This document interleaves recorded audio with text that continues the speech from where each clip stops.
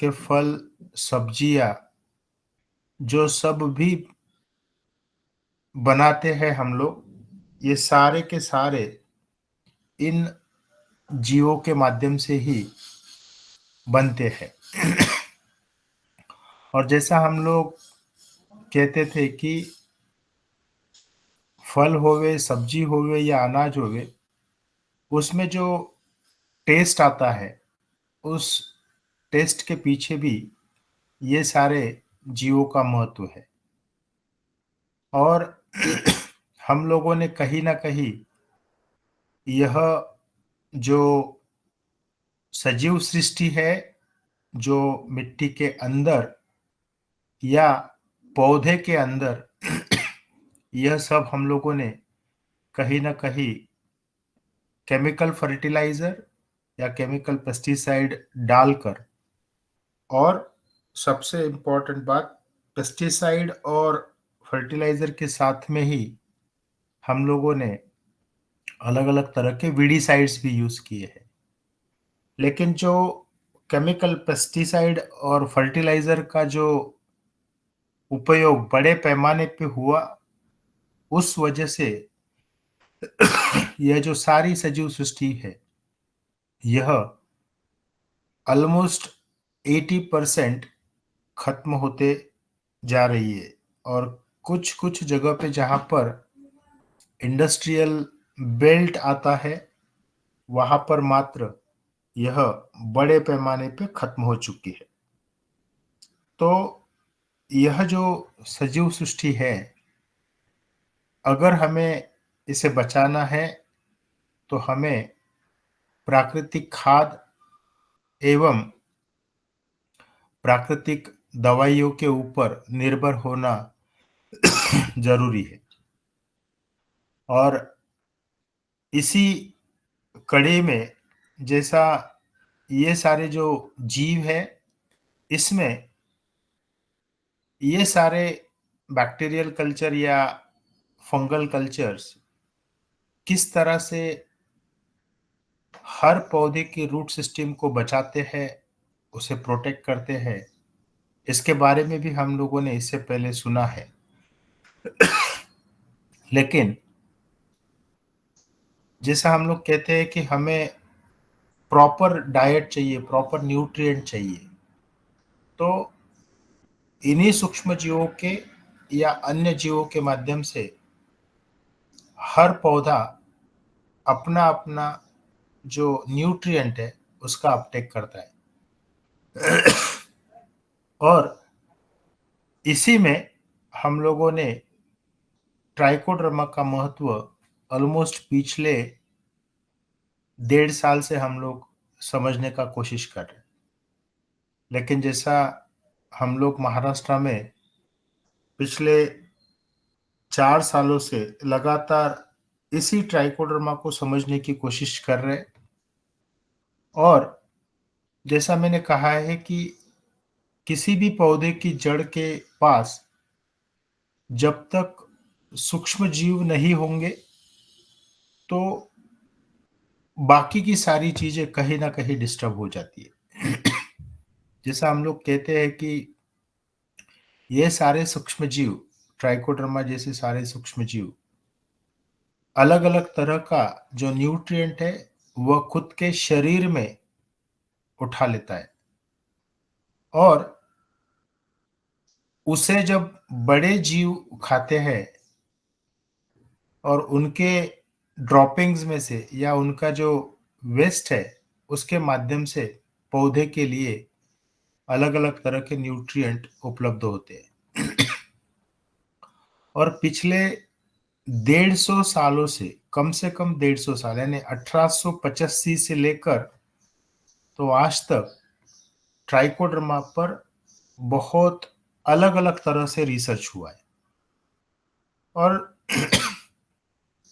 जिस तरह से ट्राइकोडर्मा पर काम हुआ है, उसी तरह से मेटाराइजियम पर भी ऑलमोस्ट 150 साल पुराने रेफरेंसेस हमें देखने को मिलते हैं। यानी 150 साल पहले भी ये कहा गया है कि ट्राइकोडर्मा या मेटाराइजियम बहुत उपयुक्त है खेती के लिए। और इसका बेसिक रीज़न ये है कि ट्राइकोडर्मा बहुत अच्छा बायो फंगिसाइड है और मेटाराइजियम बहुत अच्छा बायो इंसेक्टिसाइड है।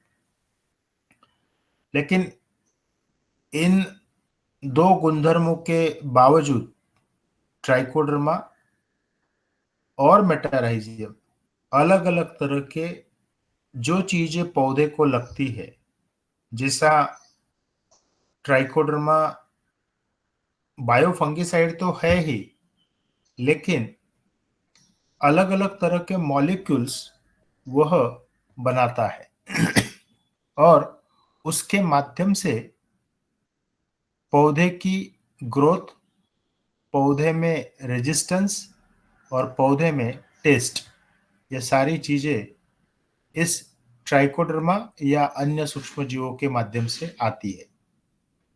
तो आज यहाँ पर इस स्लाइड में हम लोग देख पाते हैं कि यह एक सूक्ष्मजीव है, लेकिन यही एक सूक्ष्मजीव फंगिसाइड करके भी काम करता है, इंसेक्टिसाइड करके भी काम करता है, बैक्टीरिसाइड करके भी काम करता है, प्लांट की ग्रोथ भी करता है।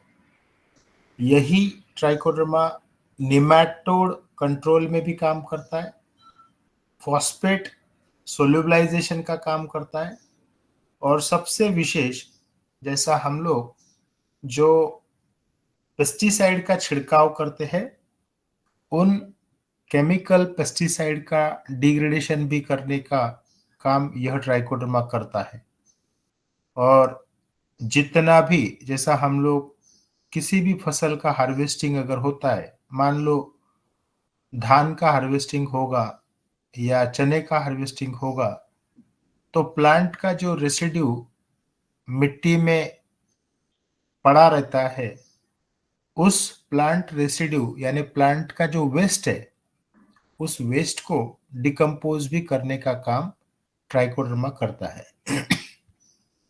रिसेंटली कुछ नए पब्लिकेशन आए, ट्राइकोडर्मा मच्छरों का भी कंट्रोल करता है एवं ट्राइकोडर्मा कुछ ऐसे अर्क बनाता है कि हम लोगों के शरीर में जो कैंसर नामक जो बीमारी है, उसे भी वह अर्क जो ट्राइकोडर्मा से पाया जाता है, वह उस कैंसर बढ़ाने वाले सेल्स को कंट्रोल करने का काम भी करता है। ऐसे रिसर्च सामने आ रहे हैं। तो यह जो एक ही सूक्ष्मजीव है, बहुत बड़े पैमाने पे काम करता है और जैसे मैंने कहा है कि 1885 से लेकर आज तक ऑलमोस्ट अब 150 साल, 140 साल हो चुके हैं। 140 सालों से अलग-अलग तरह के जो वैज्ञानिक हैं, वे कह रहे हैं कि इन सूक्ष्मजीवों का अपना-अपना एक महत्व है। लेकिन अगर हम लोग किसी भी पेस्टिसाइड की बात करें, किसी भी पेस्टिसाइड की, तो कोई भी केमिकल पेस्टिसाइड यह 20 सालों से ऊपर मार्केट में चलता नहीं है। हर 10 साल या 20 साल के बाद में नए-नए मॉलिक्यूल्स मार्केट में आना शुरू होते हैं। और यहाँ पर मैं एक एग्जाम्पल देना चाहता हूँ, जैसा हमारे यहाँ पे अनार या अंगूर जैसी खेती होती है। इस अनार में जो बैक्टीरियल ब्लाइट, जिसे हम तेलिया कहते हैं, तेलिया ऑयली स्पॉट आता है अनार के ऊपर, उसको कंट्रोल करने के लिए कई तरह के पेस्टिसाइड का उपयोग होता है, लेकिन आज उसका रिजल्ट नहीं मिलता। या जैसे जो चने की फसल है, चने की फसल में फ्यूजेरियम का इन्फेक्शन होता है और विल्टिंग होता है, तो किसी भी तरह का फंगीसाइड, केमिकल फंगीसाइड आज काम नहीं करता है। या जैसा हम लोग व्हाइट ग्रब कहते हैं, जो गन्ने जैसी फसल में आता है, या आजकल सोयाबीन जैसे फसल में भी, या जो मूंगफली है उस फसल में भी यह व्हाइट ग्रब, जैसा हम यहाँ पर मराठी में हुमणी कहते हैं। तो इन जो भी अलग-अलग तरह के इंसेक्ट हैं, या मक्के में स्पोडोप्टेरा नामक एक इंसेक्ट आता है, जिसे जैसा हम लोग आर्मी वर्म कहते हैं। ये जो कीड़े हैं, अलग-अलग तरह के बीमारियां हैं, ये कंट्रोल करने के लिए जैसा 15 से 40 तरह के पेस्टिसाइड मार्केट में अवेलेबल है, लेकिन उन सभी का रिजल्ट मिलना मुश्किल हो चुका है। और वह मुश्किल होने का जो भी एक बेसिक रीजन है कि हमने जो मिट्टी में जो सजीव सृष्टि है वह खत्म कर चुके हैं।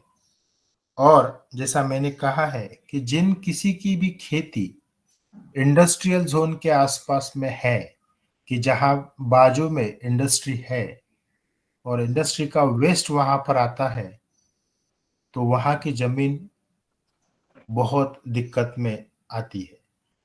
आजकल दुनिया के कई वैज्ञानिक एक विषय में चर्चा कर रहे हैं कि हम लोग, हमारी जो जमीन है, हमारी जो खेती है, वो बेसिकली हमारी एक प्रॉपर्टी है। यानी जैसा हम लोग हमारे मकान को जो महत्व देते हैं, हमारा मकान यानी हमारी प्रॉपर्टी है, उसी तरह हमारी खेती वह भी हमारी प्रॉपर्टी है। लेकिन उस प्रॉपर्टी में हम कितना जहर डालें, केमिकल फर्टिलाइजर और केमिकल पेस्टिसाइड, इसके बारे में भी अलग अलग तरह के वैज्ञानिक दुनिया भर में सोच रहे हैं। और आज जो परिस्थितियां है, यानी आज की जो परिस्थितियां हम लोग देख रहे हैं कि हर जगह पे बाढ़ आती है, हर जगह पे, यानी बाढ़ के बाद में जैसा ये जो क्लाइमेट जो चेंज हो रहा है, इन सभी चीजों में कहीं ना कहीं हम लोगों ने, मनुष्य ने अपने व्यतिरिक्त किसी के बारे में नहीं सोचा है।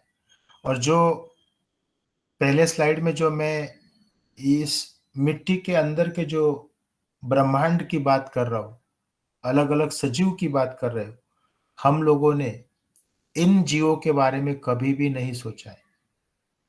और उसी का ही परिणाम, यानी इससे पहले भी मैंने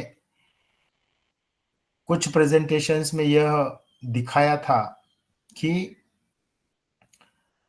किस तरह से सूक्ष्म जीव या किस तरह से बायोलॉजिकल एक्टिविटी बाढ़ को रोक सकती है, या अलग अलग तरह के जो आज प्रॉब्लम्स होते हैं, बड़े बड़े रास्ते टूट जाते हैं लेकिन पेड़ नहीं टूटते। यह स्लाइड्स मैंने इससे पहले दिखाई थी।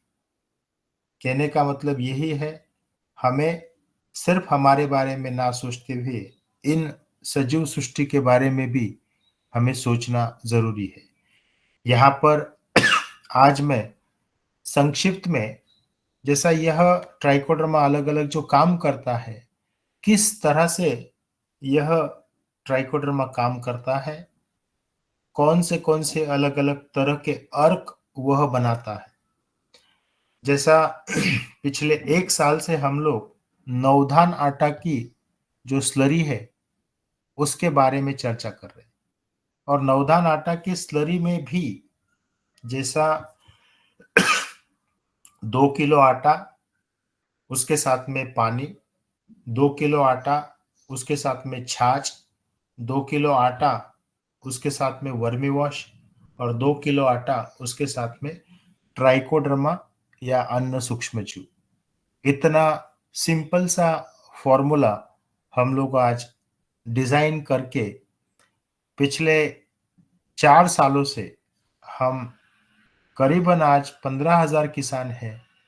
वे किसान भाई इस नवधान आटा की स्लरी बनाते हैं और यह जो नवधान आटा है, वह लेने का बेसिक रीज़न कि इन आटों के माध्यम से जितना भी सूक्ष्मजीव इस जड़ों के पास में जीवित है, उन्हें अपना-अपना भोजन मिलता है और इसी नवधान आटा के माध्यम से सूक्ष्मजीव अपने शरीर के अंदर ये सारे न्यूट्रिएंट मिट्टी में से एवं जो भी खाद हम लोगों ने आज तक डाला है, वह सारा खाद सूक्ष्मजीवों के शरीर में जाता है और इन्हीं सूक्ष्मजीवों के माध्यम से पौधे को अलग-अलग तरह के अलग-अलग तरह के मेटाबोलाइट मिलते हैं।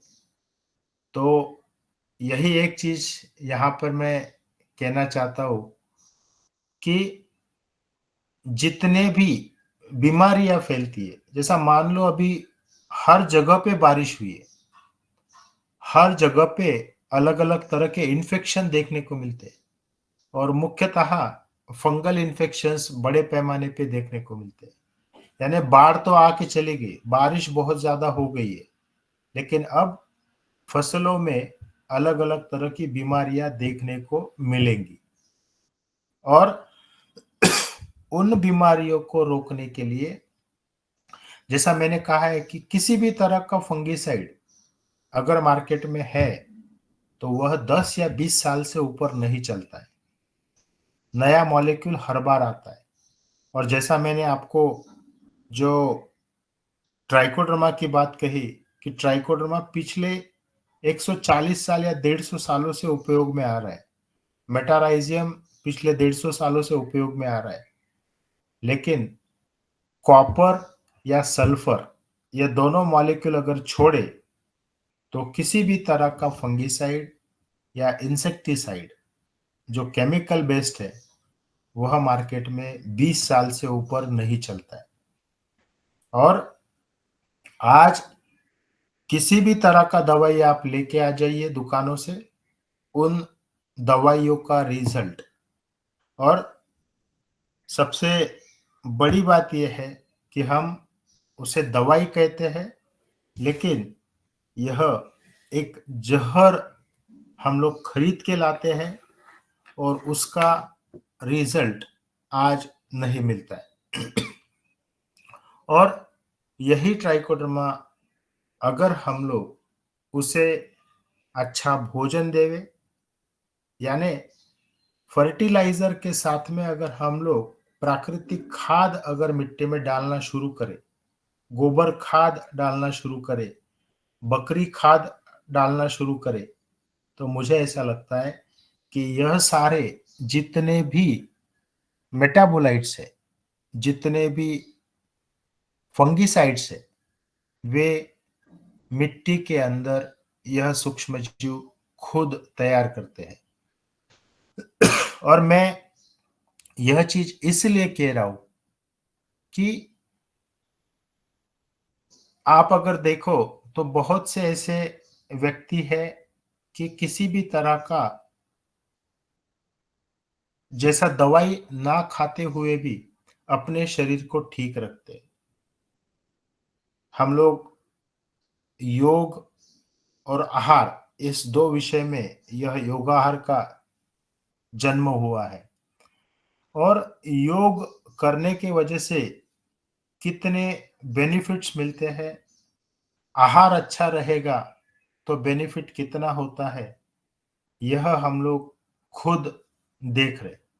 यानी मैंने बार-बार इस प्लेटफ़ॉर्म के माध्यम से कहा है कि जितने भी बुजुर्ग यहाँ पे जुड़ते हैं, तो आज 70 साल के बाद में भी वह बहुत अच्छी तरह से फिट है और उसके पीछे कहीं न कहीं योग का एवं आहार का एक रोल है और उसी कड़ी में हम लोगों ने सूक्ष्म जीवों का जो आहार है अन्य जीवों का, जो मिट्टी के अंदर जो अन्य जीव है, उनके आहार को कहीं न कहीं डिस्टर्ब किया है।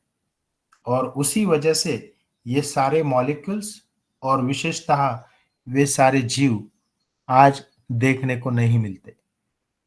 और अगर मान लो अपने मिट्टी में ट्राइकोडर्मा ही नहीं है या अन्य जीव नहीं है, तो यह जो एंटी फंगल मॉलिक्यूल्स है, वे कैसे डेवलप होंगे? और यहाँ पर मैंने जैसा ये जो भी रिसर्च दुनिया भर में किया गया है, कुछ गिने चुने मॉलिक्यूल्स के नाम यहाँ पे मैंने लिखे हैं। लेकिन यहाँ अगर आप लोग देखें, पहले नंबर पे 6 पेंटिल पायरॉन करके यह मॉलिक्यूल लिखा है। अब यह मॉलिक्यूल एंटी फंगल करके काम तो करता ही है, लेकिन प्लांट के डिफेंस में भी काम करता है। और एक नई चीज इस मॉलिक्यूल के बारे में सामने ये आई कि इसके छिड़काव से अंगूर का टेस्ट बढ़ता है। अब सोचिए कि एक ही मॉलिक्यूल है जो ट्राइकोडर्मा बनाता है, और वही मॉलिक्यूल फंगल कंट्रोल में काम करता है, प्लांट के डिफेंस में काम करता है, एवं अंगूर जैसे फलों की टेस्ट बढ़ाने में काम करता है। यानी जो चीजें हमें लगती है, वह सारे कार्य यह ट्राइकोडर्मा जैसे सूक्ष्म जीवों के माध्यम से हमें देखने को मिलते हैं। और जिस तरह से ट्राइकोडर्मा फंगिसाइड डेवलप करता है, उसी तरह ट्राइकोडर्मा इंसेक्टिसाइड भी डेवलप करता है। लेकिन फंगिसाइड होवे या इंसेक्टिसाइड होवे, यह अगर डेवलप करना है तो हमें ट्राइकोडर्मा को अपना खुद का भोजन देना जरूरी होता है। और मैंने ट्राइकोडर्मा के भोजन के बारे में इससे पहले बहुत बार चर्चा की है कि ट्राइकोडर्मा को ऐसा बड़ा कुछ भी नहीं लगता है। सिंपल सा बाजरे का आटा भी अगर हम लोग हमारे खेती में देना शुरू करें, हमारे गोबर खाद के ऊपर बाजरे का आटा हम लोग डालते रहे, हमारे घर में जो वेस्ट चाय पत्ती निकलती है उसको जमा करके भी हम लोग गोबर खाद के ऊपर अगर डालें, और जिस तरह से किसान भाई अपने अपने नए नए इनोवेशंस करते हैं, जैसा शरद भैया, शरद वर्मा जी, जो गोबर के लड्डू बना के खेतों में डालते हैं, तो उसी गोबर खाद में अगर हम बाजरे का आटा, वेस्ट चाय पत्ती, या हमारे घर में ही हम लोग मेथी है, पालक है, यह ग्रीन वेजिटेबल्स हम लोग लेकर आते हैं, तो उसका जो रेसिड्यू बच जाता है, यानी मान लो मेथी का पत्ता हम लोगों ने खाया, लेकिन मेथी के जो डंठल जो बच जाते हैं, उसे अगर हम लोग हमारे गोबर खाद के ऊपर डालें, तो ट्राइकोडर्मा जैसे सूक्ष्म जीवों की उत्पत्ति होने में मदद मिलती है। और सबसे इंपॉर्टेंट बात, जैसा मान लो अगर हम लोग, हमें भिंडी की सब्जी अगर खाना है, तो हम लोग जो छोटी वाली भिंडी होती है उसकी सब्जी खाना प्रीफर करते हैं। लेकिन भिंडी अगर बड़ी बन जाए तो वह, उसका टेस्ट कम हो जाता है। तो वह जो बड़ी वाली भिंडी है, जो मार्केट में सस्ते दामों में मिल जाती है, उस भिंडी पर भी ट्राइकोडर्मा बहुत अच्छी तरह से डेवलप होता है। और जैसा मैंने इससे पहले भी कहा है कि हम लोग जो गोबर खाद है, जैसा गोबर के जो कंडे बनाते हैं, गौ माता के गोबर की गोबरी, उस गोबरी के ऊपर या उस कंडे के ऊपर भी ट्राइकोडर्मा बहुत अच्छे से बनता है।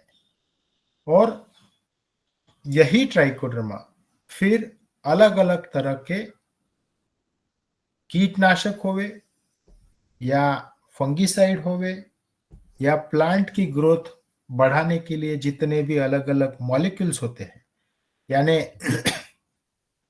यहाँ पर एक एग्जाम्पल, जैसा मैंने कहा है कि अभी बहुत जगह पर बारिश हुई है और अब इस फाइटोप्थोरा नामक या आने वाली जो फसल है चने की, जहां जहां पर बहुत ज्यादा बारिश हुई है वहां पर जो विल्टिंग है, चने में आने वाला जो विल्टिंग है, वह विल्टिंग बहुत दिक्कत करेगा। और यहां तक मैं कहता हूं कि जहां पर भी बहुत ज्यादा बारिश हुई है वहां पर आने वाली गेहूं की फसल और आने वाले धान की फसल, इसमें कहीं ना कहीं अलग अलग तरह के इन्फेक्शंस हमें देखने को मिलेंगे।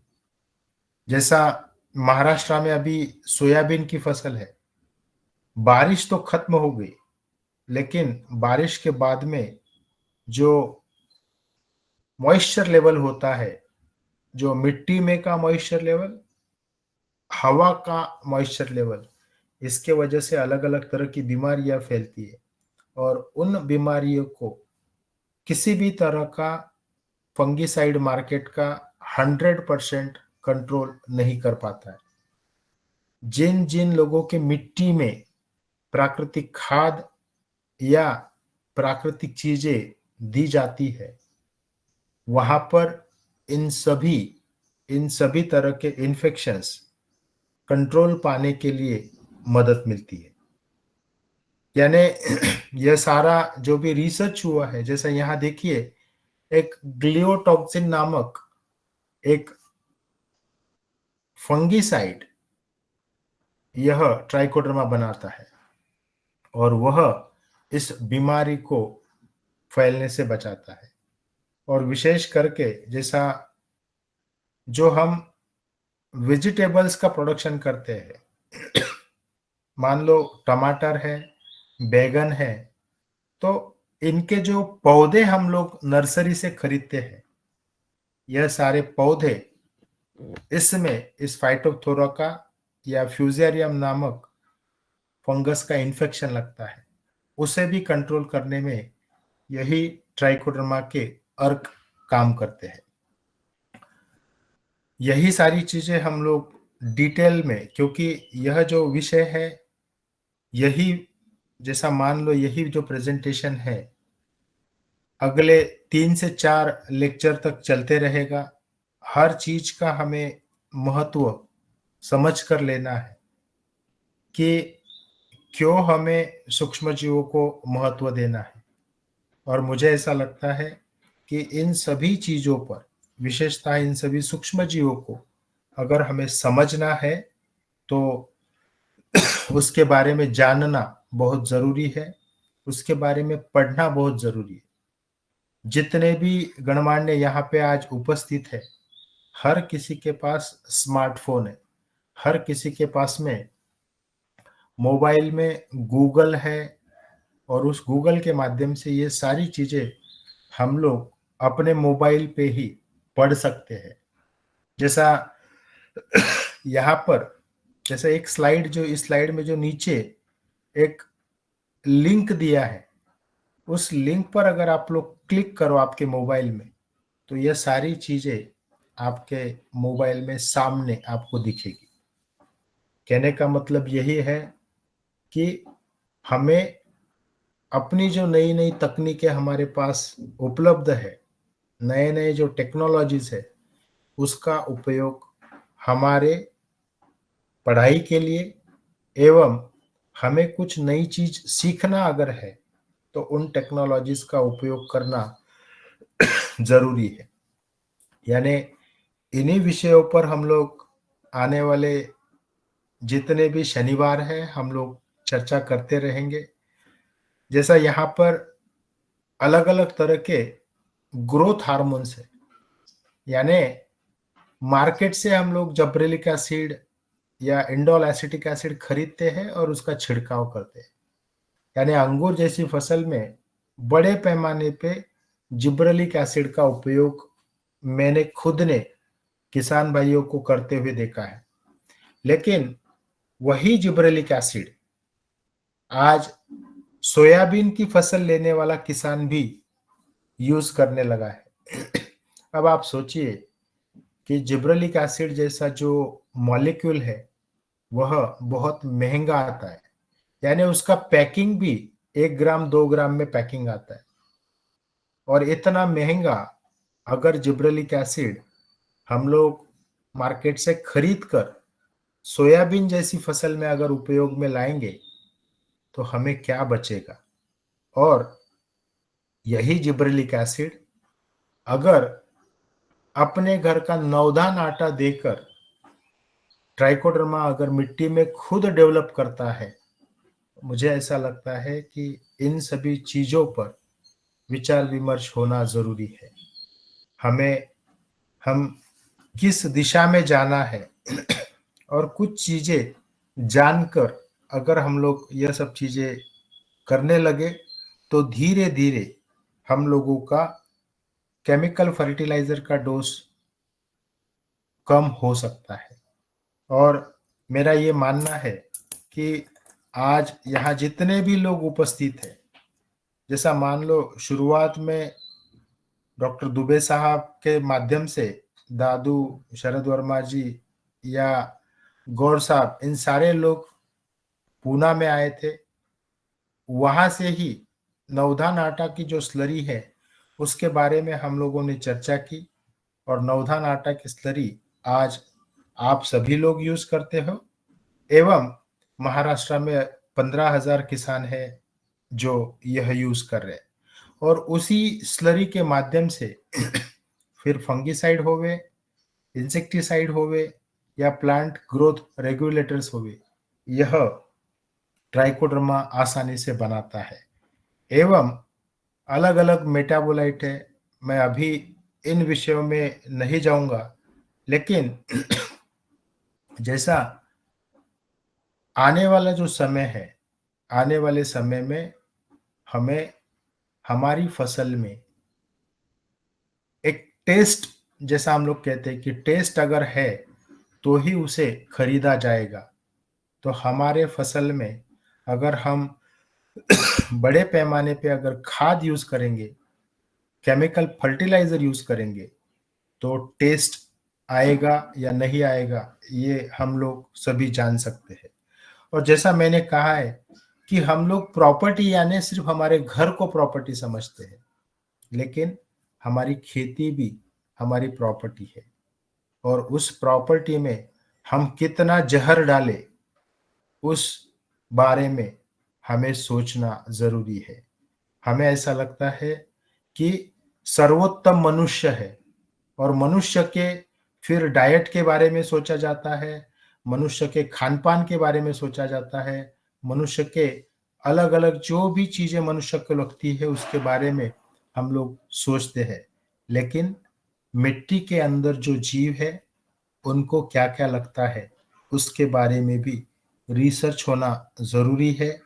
और सिंपल सी चीजें, यानी कुछ कुछ किसान भाई जो मान लो आज उम्र जिनकी 75 से ऊपर है, ऐसे कुछ किसान भाई जिनसे जब मैंने चर्चा की या पिछले 10-12 सालों से जब मैं चर्चा करते आ रहा हूँ, तो उनका एक ही कहना है, खेती में काम कम कीजिए, खेती अच्छे से चलती है। हम अपना दिमाग लगाते हैं और खेती में ज्यादा का काम हम करके रखते हैं। और उसी वजह से जो खेती है उसे भी हमारी एक प्रॉपर्टी माने, उसमें जितना कम जहर हम डालेंगे वही जहर आज पानी के माध्यम से, हवा के माध्यम से, या जो फसल, जैसा मान लो मेथी का जो पत्ता हम लोग खा रहे, या पालक की पत्ता जो हम खा रहे, या जो टमाटर खा रहे, यह सब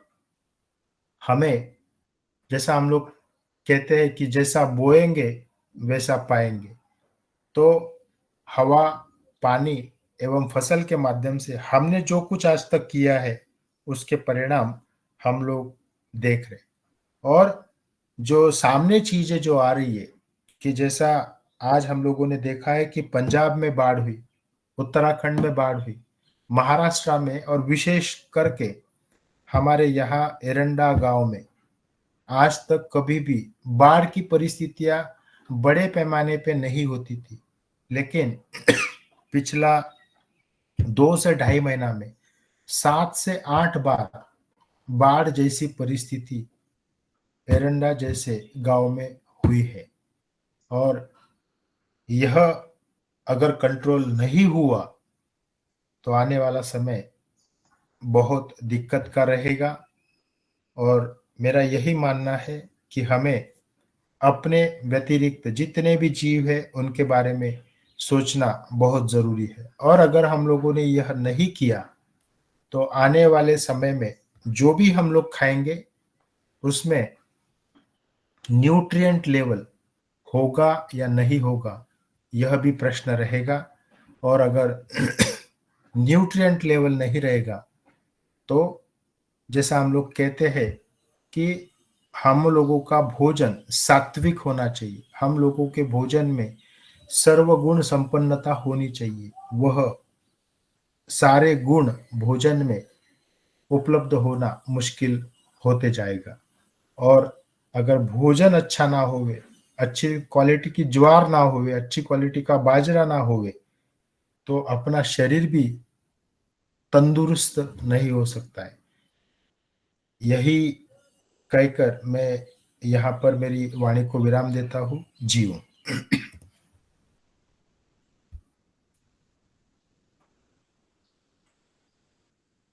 आदरणीय शरद भैया।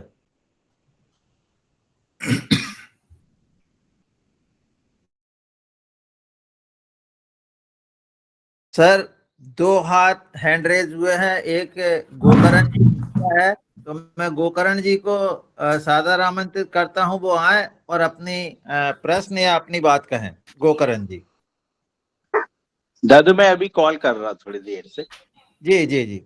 आदरणीय गोकरण जी। जी सर, जी सर। बोलें। प्रणाम सर, प्रणाम सर। बहुत ही अच्छा लगा सर। और ये न्यूट्रिशन बहुत ही जरूरी है। आप जैसा कि सर ने बताया, ये विचारणीय योग्य है सर। जी। जी सर। कोई प्रश्न है और क्या आपका? हम सब जी सर, जैसे ये सब बनाने के विधि थोड़ा क्या क्या, जैसे इसमें अपन कैसे बनाएं, ये किसानों से करवाया जाए। जी गोकरण जी, आप जी सर। कहाँ से हो पहले बता दें जरा।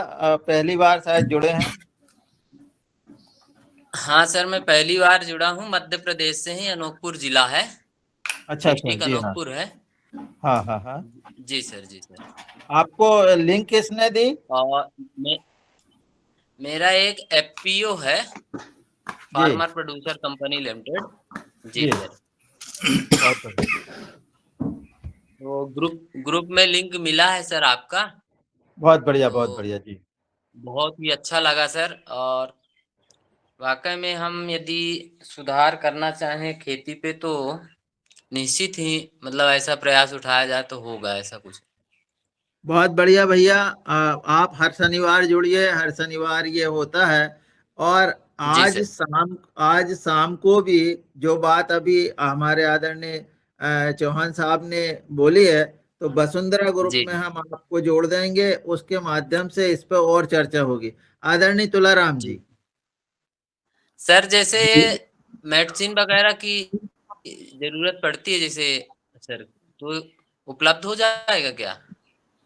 आपको जो है प्रति शनिवार यदि आप इसमें जुड़ेंगे तो आपको बहुत सारी चीजें बन जाएगी। और आपको हम फिर आप नंबर अपने चैट बॉक्स में डाल दें तो हम लिख लेंगे, फिर आपसे बात करेंगे अलग से। जियो। जी आदरणीय जी सर, जी तुलाराम सर। जी। जी धन्यवाद माँ साहब, सदन को प्रणाम। डॉक्टर साहब, मैंने आपके पास से सिलिकॉन एक लिक्विड आता है वो बुलवाया था, और एक आयल, करंज आयल शायद आप कहते हैं। तो मैंने सिलिकॉन का स्प्रे कराया धान पे, तो उसमें एक पत्ती में हार्डनेस आ गई। वो एक मेरा बड़ा फायदा हुआ, जिससे ही कीट पतंगे। अच्छा, जो करंज आयल का वो कराया, जो रिप्लेसन मतलब कीट पतंगा आए ही नहीं, मतलब रिफ्लेक्ट होते हैं। मेरा बड़ा फायदा हुआ सर उससे, सिलिकॉन लिक्विड से, और सिलिकॉन जो करंज आयल है आपका, वो करंज आयल है ना सर, जो लिक्विड भेजा आपने 5 लीटर का, मैंने बुलाया था आपके पास। रिपल्सन का हाँ काम कर बहुत अच्छा करता है डॉक्टर साहब। ये अभी तक एक्चुअली मुझे देखिए, कीटनाशक डालने की जरूरत नहीं पड़ी डॉक्टर साहब। देखिए मैं, जैसा आप तो बुजुर्ग हो, जैसा आप हो गए, दादू हो गए, आप देखिए कि पहले हमारे घरों में बर्तन घसने के लिए राख यूज की जाती थी। मैं सही बोल जी रहा हूँ? जी जी यानी डॉक्टर। हम लोग इस साबुन सोडा से कभी भी बर्तन नहीं घसते थे। हम लोग जी सिर्फ राख, यानी मेरी जो दादी थी, मेरी दादी कहती थी कि हम लोग राख जमा करके बेचते थे। तो उस राख से बर्तन हम लोग घसते थे, और उस राख से बर्तन घसने के वजह से राख में जितने भी तत्व होते हैं, बेसिकली राख में सिलिकॉन होता है। जो सिलिकॉन जी आपने जो छिड़काव किया है, जी जी आज बहुत सी जी अलग अलग इंडस्ट्रीज है वो सिलिकॉन बनाती है। तो इस सिलिकॉन का किसी भी पौधे में रेजिस्टेंस डेवलप करने में मदद मिलती है। और मेरा ये हार्डनेस आती मानना है, डॉक्टर और मेरा ये मानना है कि अगर आपके पास में राख भी होवे, तो वह राख आप गोबर खाद के ऊपर छिड़काव कर दीजिए, और वह गोबर खाद अगर खेतों में डालो तो जड़ों के माध्यम से भी रेजिस्टेंस डेवलप होता है। और जैसा आज तो यह नीम तेल मार्केट में खरीदना पड़ता है, लेकिन हर खेत में हम लोग 10 नीम के पेड़ लगाना नहीं पड़ता है, लग जाते हैं, सिर्फ उसे मेंटेन करना होता है। उसका अगर वह नीम का जो पत्ता है, यानी आज हर कोई कहता है कि नीम तेल, लेकिन वो नीम तेल बनता किससे है? तो उसकी जो निम्बोली होती है उससे बनता है। लेकिन मेरा ये मानना है कि नीम का जो पत्ता है, नीम की जो डंठल है जिससे हम लोग दातुन करते हैं, उससे भी बहुत अच्छी दवाइयां बना सकते हैं, लेकिन वह हमें बनाना चाहिए। आज अगर जैसा मैं कहता हूं कि नवधान आटा, तो नवधान आटा भी बनाना उसमें आलस दिखता है। और नीम का अगर पेड़ मेरे खेत में है, नीम की डंठल मेरे पास में है, तो उसका सिर्फ हमें जूस बनाना है। ये तेल भी खरीदने की जरूरत नहीं पड़ेगी अगर हम लोग अच्छे से हमारे खेतों में बाकी सारी चीजें अगर करें तो। जी हो। डॉक्टर साहब एक बात आदरणीय और, जी जी मां साहब एक बात प्लीज। डॉक्टर साहब, जो सिलिकॉन चिप को बाजार में बड़ा प्रचार प्रसार है, अपन जो सिलिकॉन आपके यहाँ से लाए उसको उसके रूप में काम ले आ सकते हैं ना। इसका क्या होता है सर, ये जो चिपको का काम है, ये इसका पानी का जो सरफेस टेंशन है बहुत डाइन प्रति सेंटीमीटर स्क्वायर, उसको कम कर देता है, वो उनकी डिजाइन पे ले आता है। तो ये अपन ने जो प्रोडक्ट लिया है, तो वो ये काम करेगा क्या, ये सरफेक्टेंस का? हाँ, एक एक्चुअली स्प्रेडर का ही काम करता है। और बेसिकली देखिए, मेरा ये मानना है कि ये सारी चीजें अपने यहाँ आसानी से उपलब्ध होती है। जैसा मैंने राख का एक विशेष महत्व कहा है, तो उस राख में सिलिकॉन होता है, और सिलिकॉन यह स्प्रेडर का वेटिंग एजेंट का काम करता है, उसी वजह से रिजल्ट मिलता है। जी धन्यवाद डॉक्टर साहब, थैंक यू। आदरणीय राकेश गौर जी। जी जी, ओम शरण में सभी को। सर, मेरा ये सिलिकॉन से ही जुड़ा हुआ एक प्रश्न था कि सिलिकॉन को अपन ये जो बैक्टीरिया डालते हैं जब स्प्रे के समय, तो अ, उसके साथ में मतलब इसको डाल सकते हैं ना, सिलिकॉन को सारे बैक्टीरिया को साथ में भी? हाँ, कोई दिक्कत नहीं है, डाल सकते हैं। और विशेष यानी अगर हम लोग देखें तो मिट्टी में ऑलमोस्ट किसी भी मिट्टी की जांच करवा लो, उस मिट्टी में 20% से 27% सिलिकॉन उपलब्ध होता है। 20 से 27%। जी जी।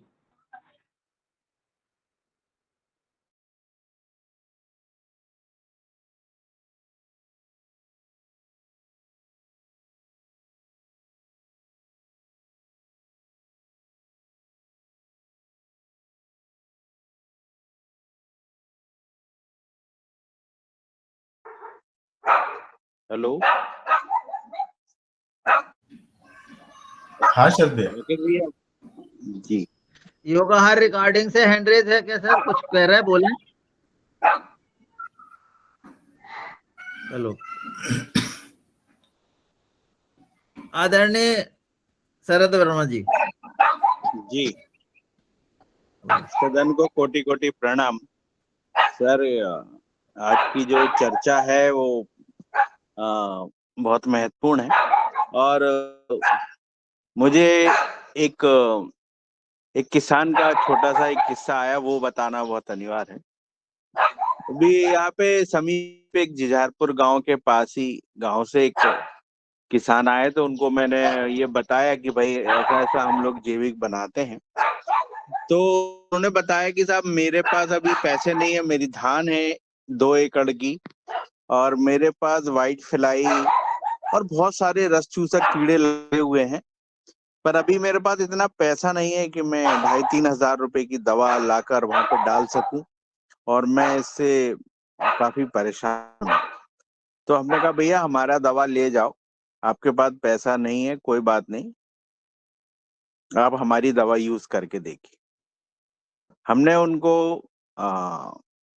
अपना सूडोमोनास दिया और बवेरिया दिया और मेटाराइजिम, 3 चीजें उनको हमने दी, और 1-1 लीटर प्रति एकड़ उनको डालने को कहा कि आप इसको अपनी गोबर की खाद में मिलाकर 1-2 दिन बाद डाल दीजिए, अभी फैला।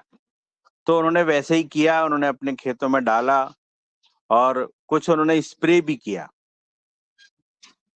उसके बाद अभी उनका फोन आया कि साहब मेरे पूरे कीड़े जो हैं वो पूरे खत्म हो गए, रस चूसक व्हाइट फ्लाई मेरी लगभग 5% बची है, और कुछ काले काले मोटे कीड़े भर दिख रहे हैं, बाकी सारे कंट्रोल हो गए हैं, और जो धान मेरी सूख रही थी नीचे से वो मेरी सूखना टोटल बंद हो गई है। तो ये भी बहुत अच्छा एक नए किसान के द्वारा उपयोग किया हुआ, जो कि ना ही सदन में जुड़ा और ना, लेकिन वो किसान बहुत जल्दी संतोष सर से ट्रेनिंग लेने आने के लिए तैयार है कि मुझे ट्रेनिंग लेना है और ये काम मुझे करना है इसके लिए। तो इतने अच्छे रिजल्ट्स आ रहे हैं अब कि रिजल्ट देखने नहीं पड़ रहे हैं, अब इतने अच्छे रिजल्ट आ रहे हैं, बहुत अच्छे रिजल्ट्स हैं, और हर चीज में इसके रिजल्ट मिल रहे हैं। मक्का में तो हमने फॉल आर्मी वर्म जो रुकता नहीं है, इतना खतरनाक रहता है, वो भी हमने पूरा रोका है। हमारे खेत में कहीं भी इस बार फॉल आर्मी वर्म नहीं है। अभी मुझे पता चला कि छिंदवाड़ा में बहुत व्यापक फॉल आर्मी वर्म लगा है।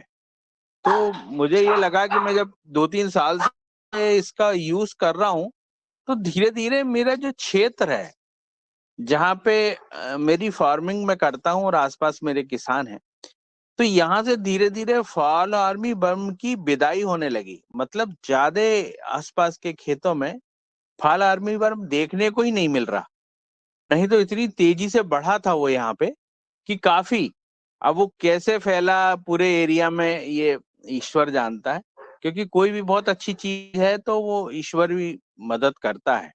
तो सर ने कहीं बताया था कि ये चिड़िया खाती हैं और कहीं भी अगर जाती हैं तो बीट करती हैं, और उसके माध्यम से भी ये फैलता है।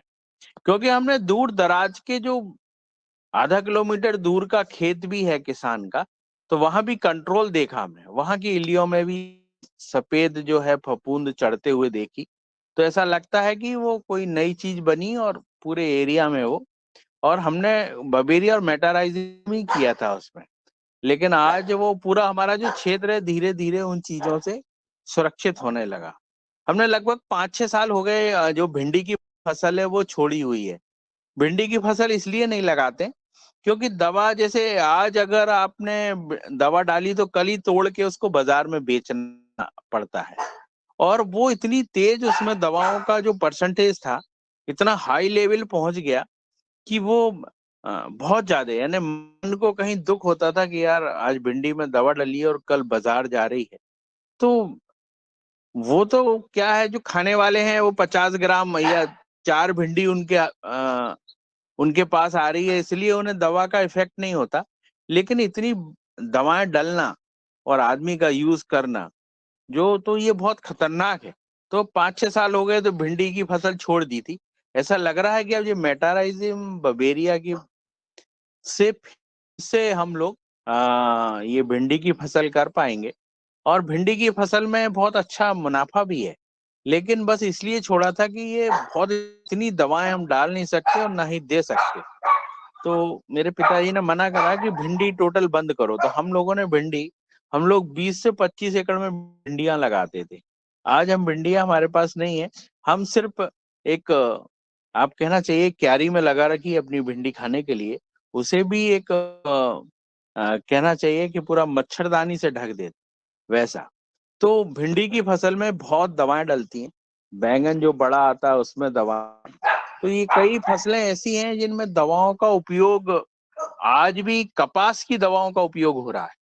तो जो कपास की जो दवाएं आ रही हैं, अधिकतर लाल सूंडी और भिंडी में हरे मच्छर, ये चीजें रेजिस्टेंस हो जाते हैं 1-2 बार दवा डालने के बाद। जब रेजिस्टेंस हो जाते हैं तो फिर किसान क्या करता है, उसका पावर बढ़ाता है कि किसान सोचता है यार अब 10 ml में नहीं मरी तो 20 ml कर लूं। तो धीरे धीरे धीरे धीरे वो इस हद पे पहुंच गया कि एक स्प्रे 1 एकड़ में 1 लीटर में होता है। अब आपका जैसे उसने सोचा कि भाई साइप्रोमेथिन और क्लोरोपाइरीफास का स्प्रे किया। साइप्रोमेथिन 5% और क्लोरोपाइरीफास जो रहता है उसमें लगभग 50% होता है। उसका स्प्रे वो करता है। जब वो इल्लियां मरना, जो उसमें सूट बोरर लगा हुआ है बैंगन के ऊपर, और जो आपकी भिंडी में लगा हुआ है, भिंडी में चूसने वाले कीड़े लगे, ये मरना बंद हो जाते हैं इस मेडिसिन को डलने के बाद भी। जब 5% साइप्रोमेथिन और ये डलते हैं तो आदमियों की, जो डालने वाले होते हैं, उनकी आंखों में भी आंसू आने लगते हैं। और वो दवाएं इतनी तेज होती है कि उसकी स्मेल अगर आप खेतों में डलती है तो बहुत दूर से आप समझ जाओगे कि इस खेत में ये पेस्टिसाइड डला हुआ है। इतनी है। और इतनी डलने के बाद तो ये पाया कि जैसे अपन अगर बवेरिया और ये डालते हैं तो वो वापस अपना जो लो कॉस्ट है, आपकी जो दवाओं का परसेंटेज बढ़ा हुआ है, वो किसानों का वापस आ सकता है। अगर वो 1 लीटर डाल रहा है, अगर बवेरिया और ये बीच में 1-2 बार वो यूज कर लेता है, तो आने वाले समय में उसकी दवा का खर्च जो वो कर रहा है केमिकल का, उसका खर्च भी आधा हो सकता है और धीरे धीरे वो कम कर सकता है। ये भी एक बहुत अच्छी नए किसानों से इस बार ये मिले। अभी हम लोगों ने कल बनखेड़ी से एक किसान आए थे।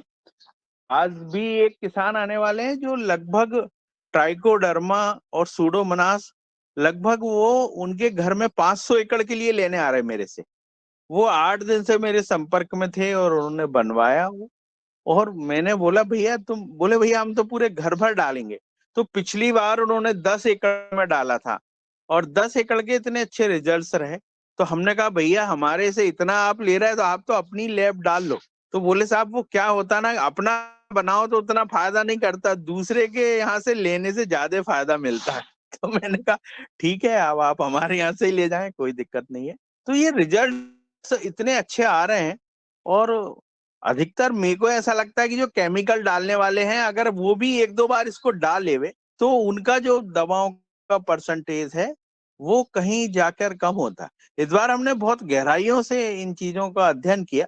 जैसे बैंगन लगा हुआ है यहीं पास में तवा के पास, तो वो जैसे बहुत तेज दवाएं डालते हैं बैंगन, बड़े बैंगन में। तो हमने देखा कि भाई, उनसे पूछा उनके कर्मचारी से, भैया कब डाली? बोले साहब शाम को डाली थी। क्या डाला भैया? कोराजिन डाला।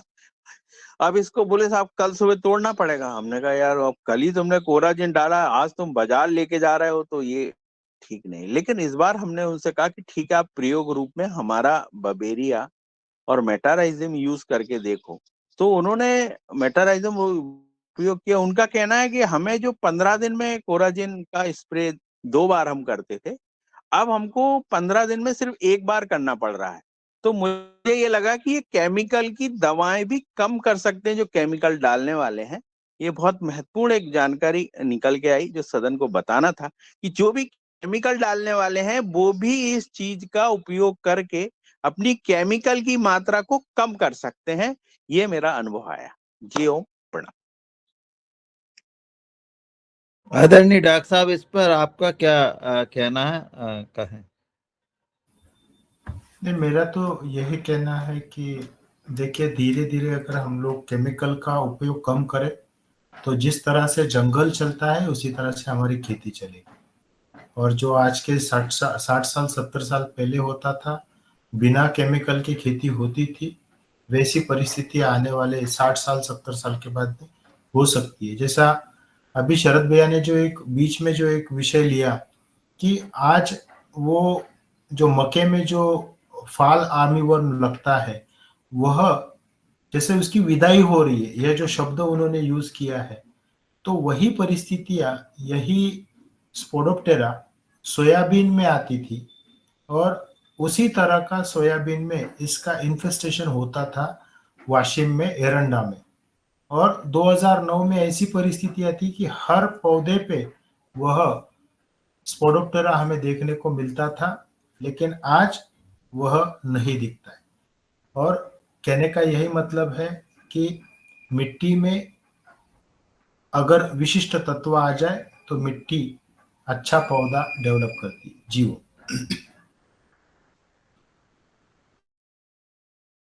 जी सर ओम। ये फॉल आर्मी वर्म, दादू एक सेकंड और लूंगा। जो जी फॉल आर्मी वर्म है सर, ये हमारे पूरे एरिया से, यानी इस बार ऐसा लगा जैसे पहले हर बार 10 पेड़ में से एक दो पेड़ों में रहता था वो, इस बार एक भी नहीं है। और नेचुरली मतलब इस बार ऑटोमेटिक कंट्रोल हुआ पूरा एरिया में। ऐसा लग रहा है कि फॉल आर्मी वर्म की हमारे यहाँ से विदाई है। वो छिंदवाड़ा में मेरी बात हो रही थी, तो वहां पे फॉल आर्मी वर्म का आगमन है। वहां इतना तेज आया है कि वहां फसल 20 से 30% का नुकसान हुआ। तो फिर मैंने उन्हें कहा कि भैया, अभी राव साहब हैं तो उनसे भी बात करेंगे कि वहाँ फॉल आर्मी वर्म में अगर आप बवेरिया और मेटाराइजियम दोनों को करवाते हैं तो उसका कंट्रोल बहुत अच्छा मिलता है। अब वो कैसे कंट्रोल हुआ, क्या हुआ, वो संतोष सर ही बता सकते हैं उसको। जियो। जी ओम। सर, जैसा कि आपने कहा है कि गूगल का उपयोग करके और दूसरे जो है देख करके, तो अभी हमने कुछ ऐसे देखे सर, तो उन्होंने कहा कि ट्राइकोडर्मा को स्प्रे नहीं करें। और उन्होंने ये कहा है उसमें कि ये मल्टीप्लाई तो हो सकता है, पर सूडोमोनास का मल्टीप्लाई करने का उन्होंने मना किया है, और बेसिलस का कि ये मल्टीप्लाई नहीं होते। सर, इसमें आपका क्या विचार है? बाकी के मेटाराइजम वगैरह ये सब उन्होंने कहा कि मल्टीप्लाई होते हैं, तो सूडोमोनास और बेसिलस में उन्होंने कहा कि ये मल्टीप्लाई नहीं होते हैं। तो इसमें आपका क्या मत है सर? जियो। मान लो अगर सुडोमोनास और बैसिलस मल्टीप्लाई अगर नहीं होते तो दूध में दही का जावन डाल के, दही के जावन में जो बैसिलस है वह मल्टीप्लाई कैसा होता है। और आप सभी लोग जानते हो कि अगर हम लोग दही का अगर 10 ग्राम जावन 1 लीटर दूध में डाल दे तो 1 किलो दही तैयार होता है और बैसिलस जी उसमें मल्टीप्लाई होता है। जी और सुडोमोनास अगर आप नवधान आटा की स्लरी अगर चेक करवाओ तो आपको उसमें सुडोमोनास मिलता है। जी सर जी। और जैसा नवधान आटा, जैसा हम लोग उसमें तो सिंपल सा हमारे घर के आटे या गुड़ लेते हैं, और मेरा ये मानना है कि वो अगर मल्टीप्लाई नहीं होता है तो फिर मिट्टी में देने के बाद में मल्टीप्लाई होता है। वो तो फिर मिट्टी में भी मल्टीप्लाई नहीं होना चाहिए। और मिट्टी में जो गुणधर्म होते हैं उससे कई ज्यादा गुणधर्म इस आटे में होते हैं। अगर मिट्टी में वो मल्टीप्लाई नहीं होता है तो फिर हमें मिट्टी में क्यों देना है? मेरा ये स्पष्ट रूप से मानना है, कोई भी जीव होवे उसे अपना भोजन अगर मिलता है तो वह मल्टीप्लाई होता है। 2 कारणों से उन्होंने कहा होगा सुडोमोनास जैसा अच्छा होता है वैसा सुडोमोनास बुरा भी होता है। बैसिलस जैसा अच्छा होता है, जैसा दही वाला जो बैसिलस है वो अच्छा होता है, उसी तरह बुरा भी बैसिलस होता है। इन विषयों में हम आने वाले समय में चर्चा करते रहेंगे। लेकिन कोई भी जीव होवे, उसे अगर भोजन दिया जावे, विशिष्ट भोजन दिया जावे और नवधान आटे की स्लरी दी जावे, तो किसी भी तरह का सूक्ष्मजीव मल्टीप्लाई हो सकता है। जी सर, जैसा आपने पिछले बार कहा था कि जो किसानों की सूची दे दी जाए, तो उस पर भी या तो अलग दिन में या किसी दिन चर्चा की जाए। सर, हमने सूची भेजी है और हम फिर से और लोगों से पूछ करके कि भाई कौन कौन इसके लिए तैयार हो रहा है। अब ये सितंबर लास्ट होने को है, अक्टूबर में यहाँ पर गेहूँ जो है, अभी इस बार तो बहुत पानी गिरा, पर अब फसल लगना शुरू हो जाएगी। तो उसके लिए तैयारी के लिए आपका क्या विचार है, वो आप बताएं जियो।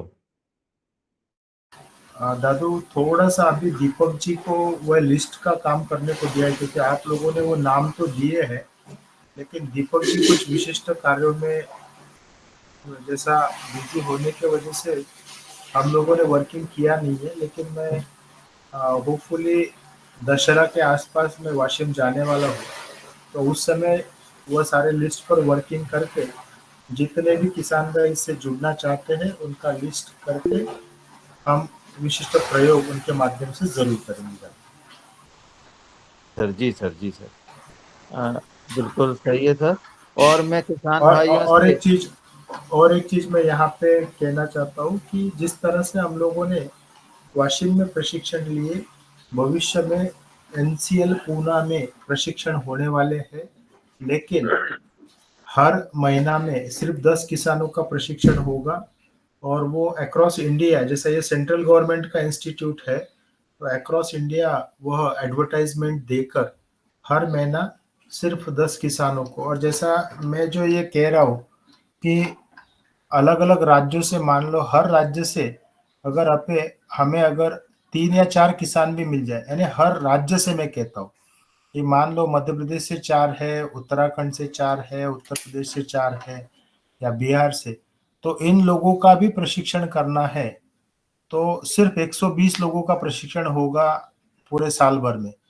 तो जितने राज्य हैं, हर राज्यों से 3-4 लोग भी आने वाले 1 साल में या 2 साल में अगर अच्छे से ट्रेन हो जाए, तो जिस तरह आज दीपक जी या आप इटारसी में काम कर रहे हो, तो उसी तरह हर राज्य में ये 4-5 किसान अपने अपने राज्य की व्यवस्था आने वाले समय में जरूर देखेंगे। जी वो बहुत बढ़िया सर जी, आपने बहुत अच्छी जानकारी हमें दी। और अभी हमारे मध्य प्रदेश, क्या पूरे मध्य प्रदेश में कुछ ये बीआरसी के माध्यम से 1-1 लाख रुपए दिए जा रहे हैं सर।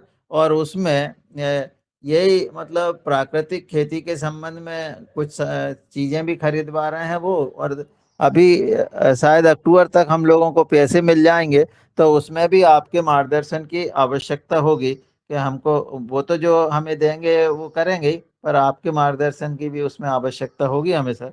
जी हो। जैसा मेरे हिसाब से फार्मर का ग्रुप है, उसे 1 लाख रुपए तक का कुछ सब्सिडी है। लेकिन जो एफपीओ है, फार्मर प्रोड्यूसर कंपनीज, तो उसे मेरे हिसाब से 5 लाख तक का कुछ सब्सिडी होगा। तो मेरा ये मानना है आप उसकी जांच करवा लीजिए, अगर वहां पर अगर कुछ इन्फॉर्मेशन मिलती है तो प्रॉपर सेटअप एफपीओ के माध्यम से भी आने वाले समय में हो सकता है। जियो है सर, एफपीओ को भी है सर, दोनों को, किसानों को भी है, एफपीओ को भी है। हाँ, तो महाराष्ट्र में जैसा एफपीओ है, तो कुछ सिलेक्टेड एफपीओ को 5-5 लाख तक का भी अनुदान है। जो लोग पिछले मान लो कई सालों से नेचुरल फार्मिंग या प्राकृतिक खेती करते हैं, प्राकृतिक दवाइयाँ यूज करते हैं, तो उन गिने चुने किसानों को भी 5 लाख तक का सब्सिडी गवर्नमेंट ऑफ महाराष्ट्र ने अप्रूव किया है। जी सर जी जी। सर, मेरा मेरा एक अंतिम प्रश्न और था कि हम जैसे बैक्टीरिया डालते हैं, तो क्या ज्यादा जैसे बैक्टीरिया का होता है तो भी कोई दिक्कत होती है क्या उस जगह में? ज्यादा बैक्टीरिया का होने से ये भी कोई नुकसान होता है क्या? बिल्कुल नहीं होता है। कुछ मैं ये पूछना चाहता हूँ, जैसे मैंने कुछ जगह पौधे लगाए, टमाटर के पौधे लगाए, तो वो टमाटर के पौधों जैसे अपन ने दबा करके मिट्टी को लगा दिए, जड़ों को दबा दी हाथ से, और फिर दूसरे दिन उसको देखते हैं तो वो फिर फुलकर मतलब जैसे खिला हुआ हो जाता है, मतलब जड़ें जैसे अपन लूज हो जाती है आजू बाजू से मिट्टी, तो वो उसका क्या ऐसा कारण होता है, ये क्या प्रक्रिया हो रही है? एक काम कीजिए, आप व्हाट्सएप ग्रुप पे थोड़ा डिटेल में ये डाल दीजिए अपने वसुंधरा में, मैं समझ के अगले सप्ताह इसके ऊपर चर्चा करेंगे। जी जी जी, धन्यवाद। आदरणीय शशिकांत जी का माइक खुला है, कुछ कह रहे हैं सर आप?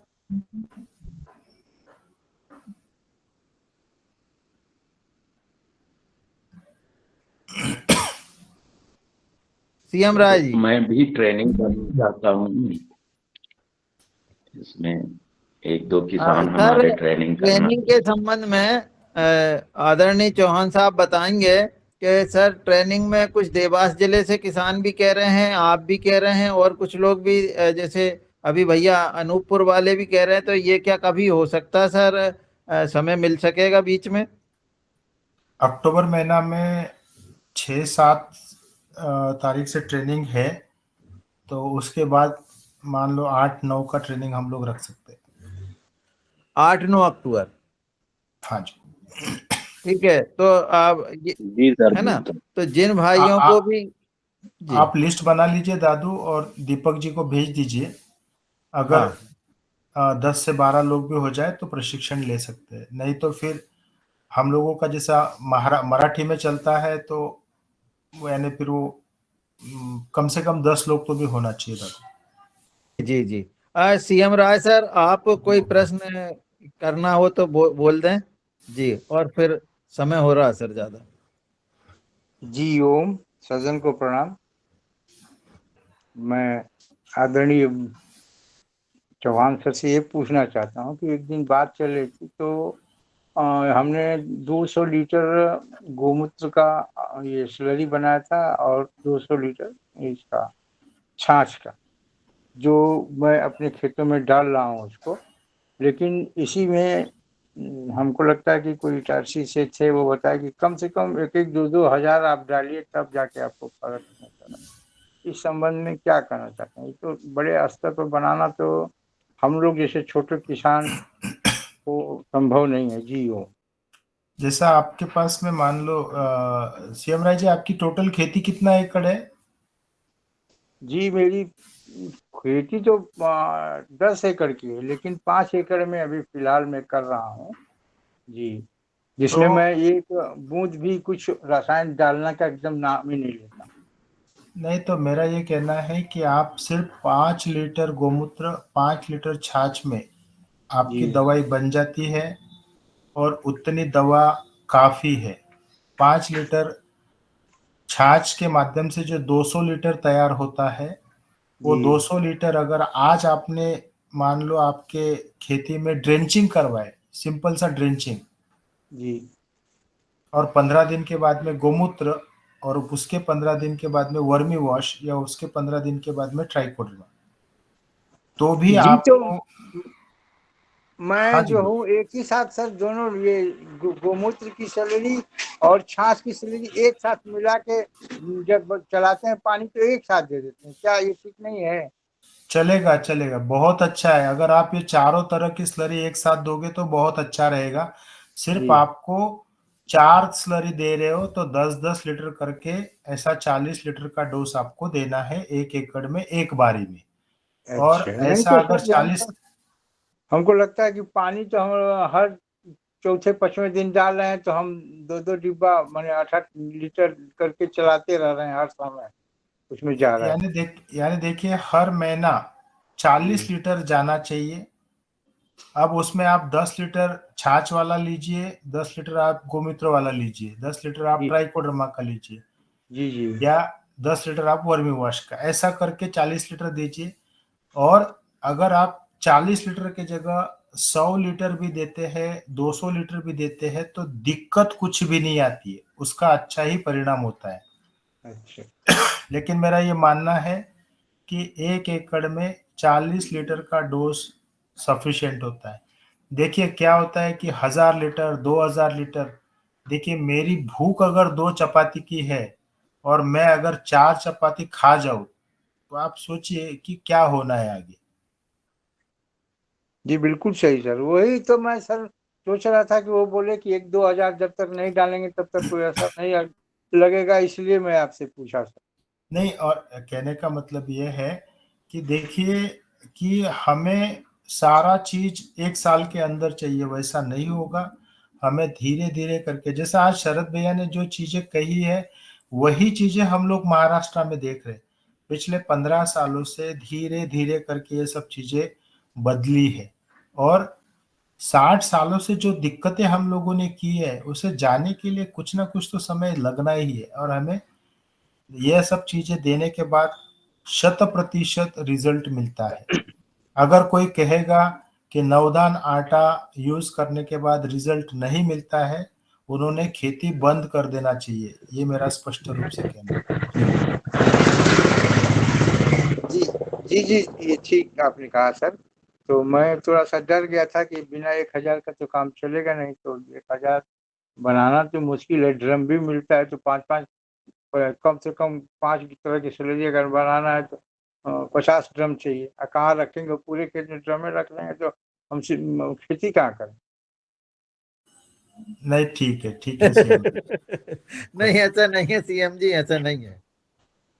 जी मैं अनिल कुमार राय हूँ, गाजीपुर उत्तर प्रदेश से। वो उनके नाम पर सिम है तो नाम मेरा चला जाता है। नहीं ठीक है। जी सर, वैसे मैं सर ट्राइकोडर्मा का किट मंगाया हूँ बड़ा वाला, और सोच रहा हूँ कि हर 10 दिन पर उसको स्प्रे करा दूं क्या। ठीक है ना, एक्चुअली उसके बारे में चर्चा सर करेंगे इसके बाद। ये फल मक्खी के लिए क्या उपयोगी रहेगा, जो फल मक्खी होती है? एक्चुअली शरद भैया, उसके लिए रेजिस्टेंस ही डेवलप होना बहुत जरूरी है, क्योंकि क्या होता है, एक तो रात में आता है, जी जी। और जैसा उसके ऊपर जब तक, जैसा मान लो मेटाराइजियम जैसा उसके शरीर के कांटेक्ट में जब तक नहीं आता है तब तक रिजल्ट नहीं मिलता है। लेकिन एक चीज जो देखी गई है कि मान लो आपके यहाँ पे अगर एक आधा फल खराब हुआ है तो उस खराब वाले फल के तरफ वो अट्रैक्ट होती है, वो अच्छे वाले फल की तरफ अट्रैक्ट नहीं होती है, क्योंकि खराब वाले फल में से जो रस निकलता है उस रस के सुगंध के वजह से वो आती है। जी जी। जी उसके सर अंडे भी रहते हैं उसके अंदर, वो जो पड़ जाए, जैसे अमरूद के अंदर पड़ जाते हैं वो अंडे, और बेरों के अंदर पड़ जाते हैं वो गिलकी के जो हैं उसमें खीरे पे पड़ जाते हैं। तो अगर वो खराब वाली में हम डालें तो उसका फैलेगा क्या सर? नहीं, एक्चुअली क्या होता है ना, जैसा वो खराब वाली जो फल है ना, उसमें बेसिकली एक बार वो छेद हो गया तो उसके सुगंध के वजह से ही ये अट्रैक्ट होना शुरू हो जाते हैं, और जी आज जी। तो उसके लिए कंट्रोल नहीं है। पर तो ठीक है, हमारा हम ट्रैप लोग जैसे केबी के ने सर